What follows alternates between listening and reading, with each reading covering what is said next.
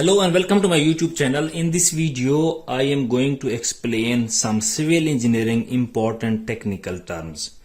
As you can see, I have wrote some terms and now I am going to explain or write the answer for these terms. For example, first very important term, it should be understood and every engineer should know this. How many number of steel bars should be provided in a round column? So let's say we have a round column. Diameter can be anything, we don't know. In round column, 6 number of steel bars minimum should be provided. For example, 1, 2, 3, 4, 5, 6. So 6 bars. Minimum 6 bars should be provided. Moving on to second term, how many number of steel bars should be provided in a round column? This is our first one. How many number of steel bars should be provided in our square column? So let's say this is our square column. Sorry, I have to write it with blue. So this is our square column. How many minimum number of bars should be provided? These should be minimum 4 bars.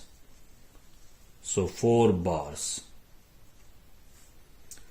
Moving on to third technical term, steel bars overlapping distance in compression. So compression means vertically when we overlap our steel bars, how much distance it has to be. For example, this is our 1 bar and this is our second bar because we are connecting our steel bars. The distance for this one, overlapping distance, start from here to there. So if our bars are vertical, in other words in compression, then the distance has to be 48D. Diameter multiplied by 48. Let's say we have a diameter of 10.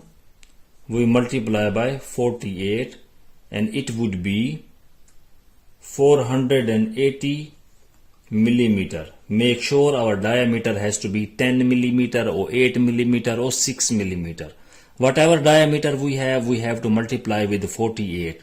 So this would be our overlapping distance in compression. Now moving on to our fourth technical term, steel bars overlapping in tension. So this is vertical. Now we have horizontal bars. Let's say we have 2 bars and this is our overlapping distance.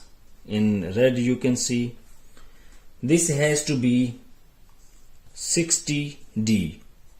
It means if we are using 10 millimeter diameter, then it has to be 60 multiplied by 10 is equal to 600 millimeter. So the overlapping distance or overlapping length has to be from here to there 600 millimeters. So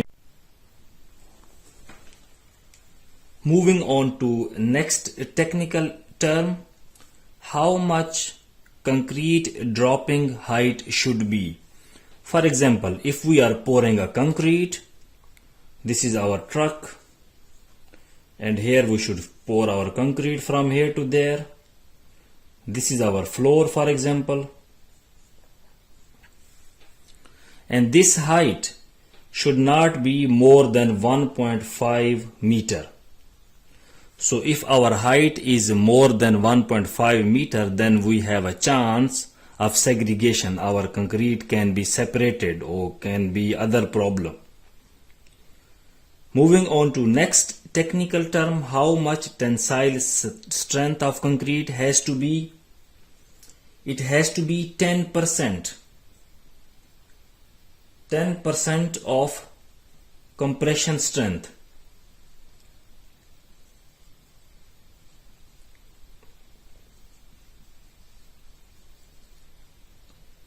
For example, if we have our compression strength, I'm just writing it CS,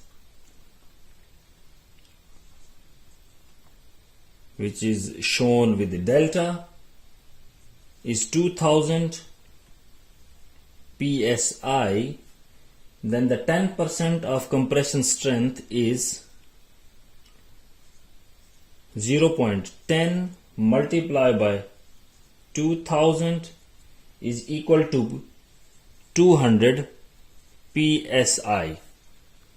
So how much our concrete tensile strength has to be? It has to be 10% of compression strength. For example, our compression strength is 2000 psi. We multiply by with the 10%, so 0.10 multiply by 2000 and we will get 200 psi. So our tensile strength has to be 200 psi. Next, moving on to last important term, it is called maximum shear spacing in slab. How much maximum shear spacing has to be in our slab? For example, here is our slab, we have our longitudinal steel bars, and then we have here our horizontal, for example, in other direction. So as I am marking, but between, in order to support these two layers of our steel bars, we provide something like that. These kind of also steel element, and these are called shear. So the distance between these two from here to there, it has to be not more than 1 meter. So from here to there, it's 1 meter. Then it's good. That's all for today. Thank you for watching my video. Please don't forget to subscribe our channel.